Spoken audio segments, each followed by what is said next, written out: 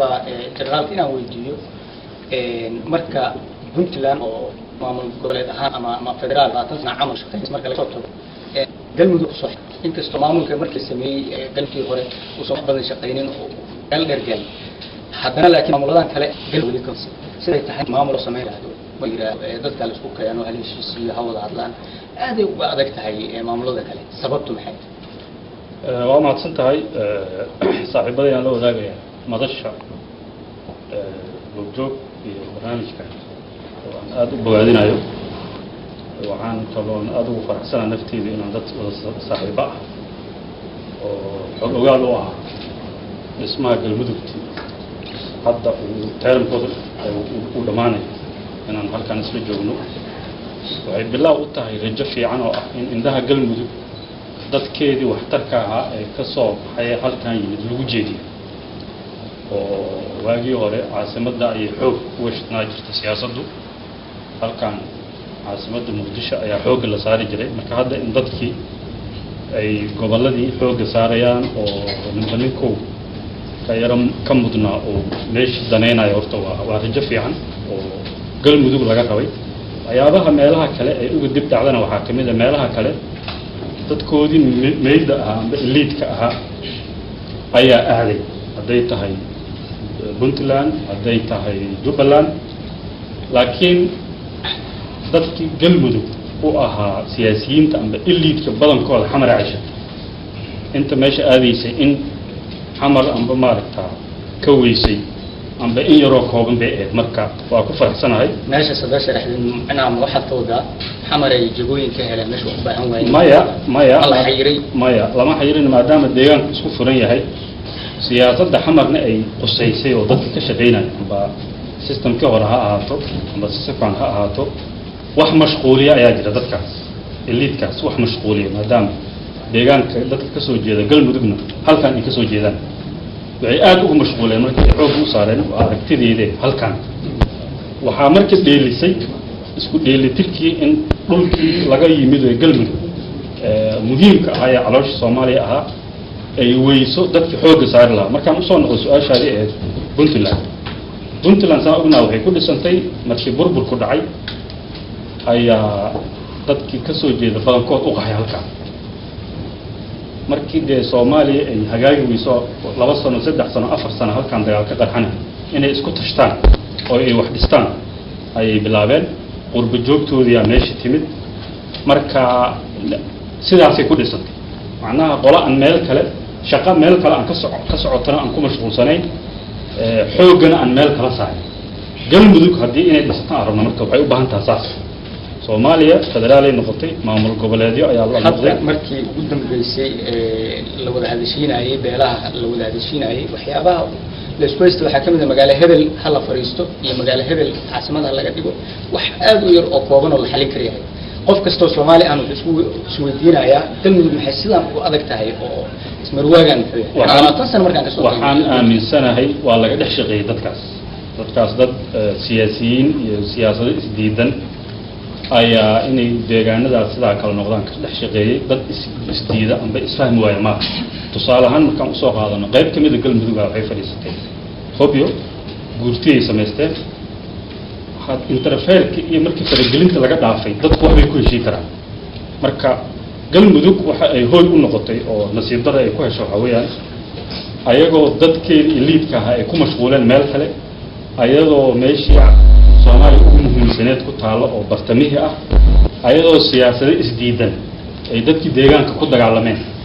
dadkii deegaanka oo ayaga naftoodu de dhulku u baahnaa horumarin badan oo hore aysan jirin oo dad challenge ku soo koray ay u badan yihiin marka caqabadahaas oo isbiirsada waxaan aaminsanahay ayaa galmudug laakiin waxaan aaminsanahay fursado badan aa jira dadka eliidka siyaasadda Soomaaliya ka shaqeeya badankood galmudug ay ka soo jeedaan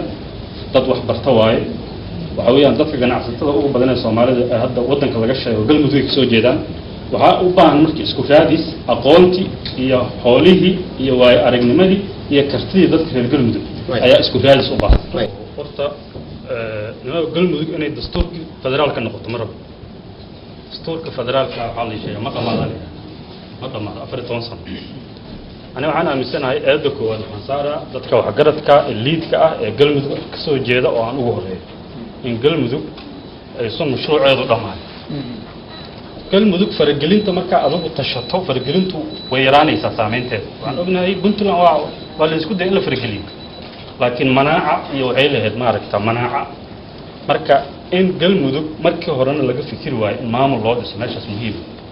markii processka maamul dhisidda la bilaabana xoog la saari waayo dadka galmudug oo siyaasiyiinta oo gruubada kala duwan oo elite ka ah horta anu midda koowaad saaray eedda koowaad eedda labaad dabcan waxa iskale dadkii mas'uuliyiinta ah ee federaalka ah waa aaminsanahay walwal badanaa jira in xajajuub iyo maxaan ku iraahdaa afduub iyo waxyaabahaas walwal badan dadka siyaasiyiinta ah ka qaba gruubada kale siyaasadda stakeholders ka qaba walwalkaas walaalahay waa saaxiibadii waa la qaybsanaya laakiin haddana waxa weeyaan waxaan rabaa inaan mas'uuliyadda qaadano hadda aan isdaba qabanno dadkii aan isku raadino hadda waxaa noo taala intan dawladda federaalka ahayna la isku raadi karaa xaaf madaxweyne xaaf ahlu sunnadii dadka kaloo siyaasadda daneeyo oo siyaasiyiinta ah hobyo hadda in la isku raadiyo oo ayagii ay mid noqdaan oo ayagii ay moogtaa si sax wada hadlaan oo ay aayahooda ka wada hadlaan waa wax la kari karo yaan marti uga nahay yaa la sugayaa qof la sugayaa ma jirto dawladda federaalka markii la tuso in dadku wax qabsanayaan intaasaa ka xishoodsin ugaadaan isle inay xishooto ay tiraahdo wax qabsada wixii caawina laakiin haddaa adigu u muuqato meel laga qaraabo karo laga maaragtaa laga dukaamaysan karo waa laga dukaamaysanaya nin kastoo siyaasadda wata waa ka dukaamaysanaya meesha waa mahadsan tahay waa horta saaxiibkayaan aan kala mid ahayo annagu maahan dadka riba waxaa la yidhi cawska dariska waa ariga cuni jireen marka riri oo arig mid ah ma cuni jiray marka markii dambe la weydiiyo marka waxay ninkii lahaa wuxuu yiri caws islaameedka cunidiisiisan baray annaga inaan dibada u gacan haadsan nagula ma soo tarbiye mana qabno kumana tushanayno galmudug haddii aan ku soo baxnana dee barnaamijkeena siyaasadeed oo ku talagalnaan ugu shaqay doonaa haddii si xalaala noogala badiyana dadka soo baxaan la shaqay doonaa taa waa midda muhiimka ah midda ku saabsan waxaana aaminsanahay intaana taagelin anigu in galmudug lagu dabaqo system aan maamulada kale lagu dabaqo dadka murashaxiinta in la hubiyo maxaan ku iraahdaa hantida ay leeyihiin la xisaabiyo inaan dibadda aysan ku tiirsanayn la hubiyo in dadka galmudug dad kalsooni ka doonta ay noqdaano meelo kale iyo waxyaabo kale iyo maxaan ku iraahdaa marka anagu waxaan ka mid ahay dadka sidaa aaminsan oo hadda galmudug caafimaad qabto si aan u helno inaan dadka isku sharaxayo hoggaanka inay qabtaan aan rabno si saxa qodobka ku saabsan ahlu sunna iyo xaaf iyo ma ahan hobyo waa example iyo waxaan ku waadan maqlayna iyo waxgaradka kale ku diray marka inta kalena waxay soo galaysaa waxgaradka kale ay soo galaysaa laakiin waxaan ka hadlaynaa waxa waaye waxa isdiidan intii is ogolwaaba ogosha marka meelaha isdiidan ayaan ula jeeday waan ogahay galmudug inay balaaranta marka anigu isreebi may kulli oo ma sanadna aniga waxaan qabaa meesha fundamentalka waa Abdurrahman generalka waa su'aalka inaa weydiiyo Soomaaliya marka laga soo tago wax dastuur ku qoran waxa la dhaho gentleman agreement yaa jiro oo dadku isla ogyihiin laakiin aan warqad ku qornayn hadda galmudug waxa la isla ogyahay warqad ku qornayn in musharaxiinta halkaas ka imaan doonta ama madaxweyne noqon doon reecada ay yihiin cadaadadka yimaadeen halkaas madaxweyne ka noqon doonaan warqad kuma qorna laakiin wax dadku isla ogaadeen waa ama dadku isku sheegaan maadaama aadan reecadaad ahayn oo aad ka soo jeedid magaalo kale ma laga yaabaa waxa soo sharaxday ismarada aad ahayn waxa soo sharaxday waxay noqon karaan in aad codadka heshid aad musharax kale ku biirisid si aad dawladda dhexe jago uga heshid ama madaxweynaha markaas galmudug aad cod ku biirisay hadhow saami kale siyaasad uga heshid aad hami siyaasadeed oo madaxweynimo gaarsiin aad lahayn taas waa tuur yare tantaas hadda maxamed aadan su'aashaada oo aad u dhiiran waa kaaga mahad celinaya waxaa ogaataa horta saddexdeena isku jufaana بالمناسبة أنا أقول دري عدد ما ما سلاس إنه وقاعد أربع يا كلي بيحمى مركو أوجه دازوم ما يري حردير أنا عدد مي marka cadaadinimada هذا اسمه مركو رصاص له horta waa mahadsan tahay horta waxaan aaminsanahay saddexdeenu hadda haddii waxa la qabsado leeyahay horta isku meelaan ka soo jeednaay ogow waxaan ugu soo jeednaa ceeldheer iyo cadaaday gaalkacya isla lexilka iyo dhuusan reeb waa faan sooma waa kaxda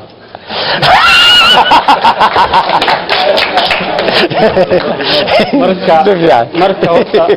horta waa kala mid ah nimanka sidaan dheer halaakiin nimanka aniga intaba waa ka soo jeedaa maxaa yeelay waalidka labadeedii waalid baa inta aan sheegay midba meel ka soo jeeda xataa kaxda waxbaa ii galay kaxda xataa maya waa kuleeyihin marka kaxda xataa qaraabada marka ninka oo isku keeni kare oo dadkii kursigaas isku hay kara oon tiri kara dadkii kalena u mateli kara inaan ahaan aaminsana shakhsiyan laakiin ninkan su-aasha shakhsiyan macnaa waxtarkaaga kama hadlin maya waa fahnay maya waa isfahanay waxaan ula jeedaa haddaad ula jeedo hadal baad ku dartay oo amaysan dhab ka ahayn aadaa umaadsanta waxaan rabaa inaan kuu sheego sideedaba nin weyn oo dhallinyaro ah oo sumcad inuu leeyahay istuhmaayo wax aan dhab ka ahayn inuu u xeydxeyto oo meel dhex uga haro waa doqonnimo inuu horta waxaa ka fikiro maxaa yeelay dhibkay u geysanaysaa ka badan anigu xisaabaan isku dhiftay kolkoleetar baan qaatay inaan meel kasta buuxi karo oon xisaabta meel kasta uga shaqay karo ayaa ii soo baxday hadday beelaha tahay hadday guruubada siyaasadeed tahay hadday tahay brofeshinka hadda loo baahan yahay oo meesha looga baahan yahay iyo shaqada adag ee meesha looga baahan yahay hadday tahay dhallinyaronimada oo aan dhallinyaradii matelayo dadkuna ay u badan yihiin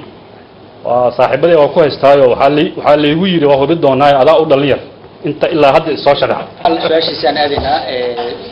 haddii aan ku xasuusiyo waxaa lagu weydiiyey qadar waxay hadda noo haysaa fursad aad u fiican oo dhaqaale ah dhaqaalahaas ay noo hayso iyo hadda sida aad siyaasad ahaan u dhalaysan tihiin see isugu dheeli tiri doontaan anigu marka hore nin qadariyana ma muwaadin qadari maahi therefore qadar mucaaradna kama ihi muxaafidna kama ihi laakiin adduunka dan uu ku dhisan yahay waa ku soo wadaa anigu dowladda Soomaaliya mucaarad ku ah dowladda qadar shaqo kuma leh in dowladda Soomaaliya mucaarad ku ahay siyaasadeedan diidanahay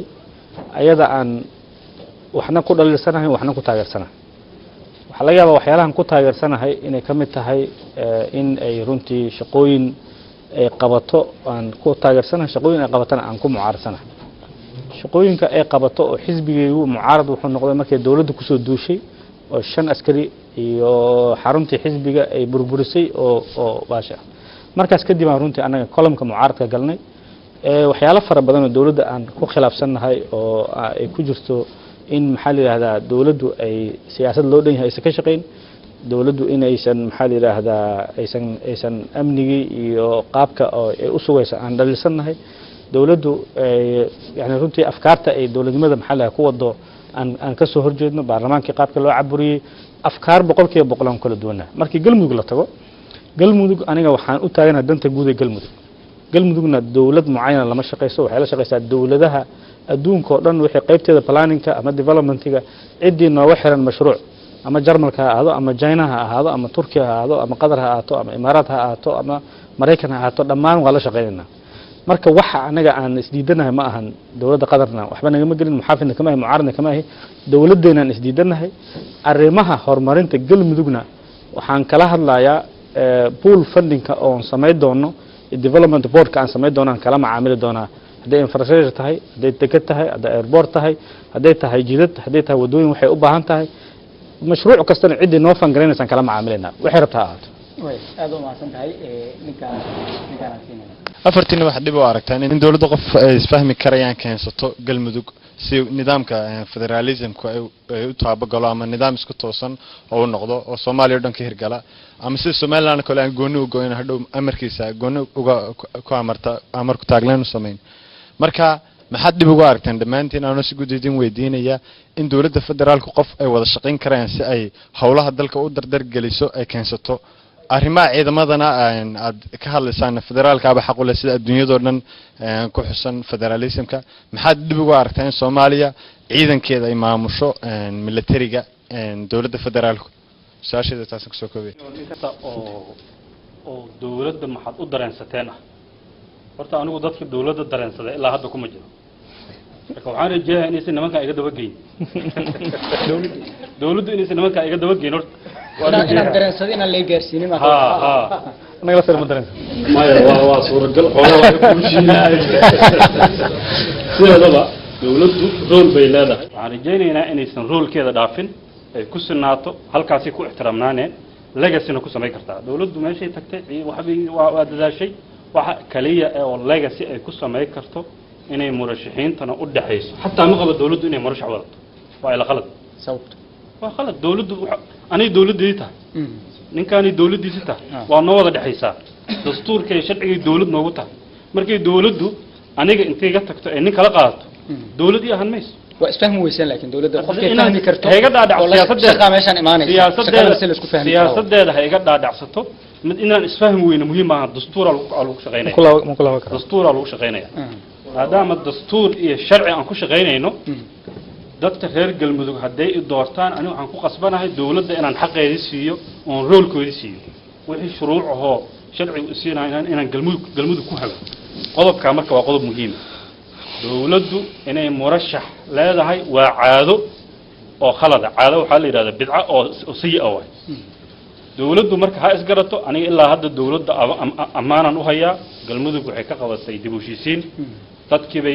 isugu keentay dhuusamareebay tagtay ilaa hadda dadka waxaan ka mid ahay roolka dawladda ammaana roolka dawladdu sii ammaanaan maayo ilaa waxaa la yidhi meeshaad nin ka qaado nin baad uga tagtay marka ma sii ammaanaanayo hadday murashax jaabka ugu jira ay dawladdu wadato hadda dawladdii anigay muwaadin kale uma sinin laba muwaadinaanna waa qodob kale muhiim arrinta ciidamada aniga xog ogaal ah maya waa kamid tahay su-aasha kamid tahay aniga ciidamadii galmudug dhisay oo lagu dhisay ninkii dadkii horta dhisay ninkii oo mas-uul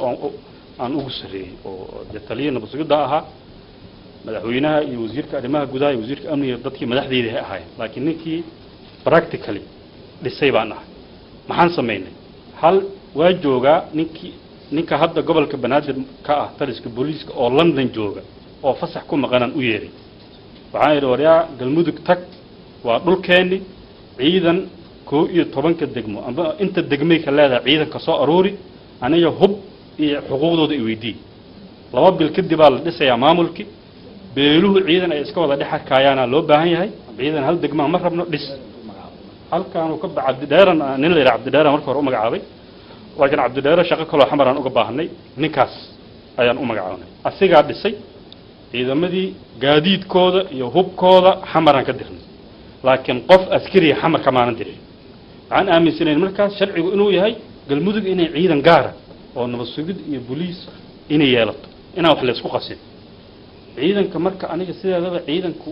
si emergency amba si yaroo ku meel gaara ciidan xoojin oo ra'iisul tagaya waa la qaadi karaa oo ciidamada ra'iisul amnigiisa xoojina oo madaxda amnigeeda xoojina laakiin dadkii deegaankay ihaano u tahay in ciidan xamar laga qaaday oo meeshi shaqo badan ka hayo shaqo joogto oo ka hayo furaskaas dadka deegaanka askale ayaga askarta u baahan laga qoro waa ku mahadsan yihiin ahlu sunna qarameen laakiin haddana waxaan aaminsanahay shaki uu keena maxaa yeelay dawladda dhexe federaalka ahayd oo dadka inay u dhaxaysay ahayd shaki waxa imaana ciidamadana amay ku caburisaa murashaxiinta qaar marka waxyaabahaas dawladdu waa iska dhaqi kartaa isleeyahay waana laga daba tagi karaa arrinta oo abshir oo ku dhawaajiyo oo danguud galmudug ma yeelan kartaa aniga waxaan qabaa waa yeelan kartaa laakiin hormuuday u baahan tahay waxgaradkeeda dadkeeda siyaasiyiinta inay dadkii isku raadshaan oo hatta aniga waxaan qabaa murashaxnimada hala gaaro meel murashax laga noqdo in shaqo kale horta la qabto qof kasta hadda la tijaabiyo wuxuu qaban karo intuusan horta soo bixin dadkii isku keenidooda isku raadidooda dadkii la isku raadsho dadkii orientation loo sameeyo marka galmudug way yeelan kartaa arrinta ku saabsan dawladdu musharax in yeelataan u arkaa saad sheegtay xisbi maaha dawladdu markay xisbi ahaa lahayd ay xaq u lahaa lahayd wadankeena xisbi kuma guulaysan marka soo ra'iisul wasaaraha iyo madaxweynaha iyo gudoomiyaha baarlamaanku waa naga wada dhaxeeyaan iyo hantida dawladda iyo wixii haddii xisbi dawladdu ku imaanay xisbigeeda inay dawladdu wado xaq bay lahaaleed laakiin sharci ahaan taasaan qabnaa qodobka u dambeeya oo ah saddexda see la isugu keenaa sidee la isugu keenayaa maxaan ku idhaahdaa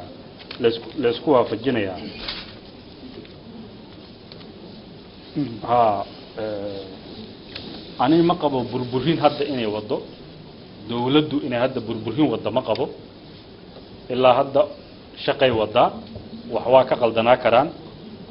laakiin waxay joogtaa isgoyskii ay amba ku khaldami lahayd amba legacy sax uga tegi lahayd reer galmudugna dad kulkulul waayo waa lagu gubtaa dawladdu marka waxaan isla meeshaas anaa og dadkii wax kasoo dhisaan kamid ahay faraha uga soo gubanina tartiibtiina meeshaas faraha uga soo gubanina ayagana ha isku gubanina dadkaas waxaa waaye waxay cabeen uranium uraniumkaasi u gubi waa mahadsantihiin ma wata su-aal dheer laakiin waxaa wataa su-aal guud ahaan adinkana aniga weydiinayo waxay tahay sida la wada ogyahay galmudug yani wado kasta ha soo marto yani ha lagu xanto dawladda waxay samaysay adinka sidoo kaleete waxaa hubaal inay doorasho dhici doonto adinka ahaan maadaama ay xan dhinacaas kale ka jirto aad leedihiin dawladda qof bay candidate u tahay adinka maxaa beri markii doorashada dhacdo maxaa niga go-aana aad maxay to ka samaystaan beri because qof walba haddaa adinkoo ah aad soo tartantaan shantiina waxaa qasab cododkiina inay kala jajabi doonaan in ay berito oo maxaa lahaa intaad meel ku gaari lahaydeen qof walba intuu geeskiis la haraa waxaana nagu maqaalay qof kastoo ninka niga mida wuxuu jecel yahay xilka qof ku saxayno ka ahaanti hadday ay dhinacdaan soo baxay maxaa adinka iga go-aan oo isku dumo ma samayn kartaan inaad qof soo saarataan adinkana bal tabarta iskugu geysaan waa mahadsan tahay horta nin anaa yidhi waxaa la rag iska reeb laakiin doorashada waa ku bannaan tahay aniga waxaan aaminsanahay inaan xog ogaal u ahay dhibaatada galmudug iyo duruufaheeda prioritiska baahida haddii aa lahayd amni horeynta deegaanadooda haddii aa lahayd qaabeynta ciidankooda haddii aa lahayd in ila dhaqaalo loo sameeyo haddii aa lahayd in la abaabulo la isku keeno waysan qofaysa xasaasiyad ka qabin kulligood uu madax u noqdo waxaan aaminsanahay inaan qofkaas ahay waxaan aaminsanahay rajo weynna waxaan ka qabaa dadka reer galmudug aan kalsooni badan ku qabaa inay bislaadeen soo jabeen ay soo arkeen wax oo sahal ay ku doortaan amba aysan aad u dan waxa ay dhaleen hadda kadib waxaan dinayaa in aad u dayaan oo ay ka warqabaan xildhibaanadooda baan istag haystaan oo ay waxaan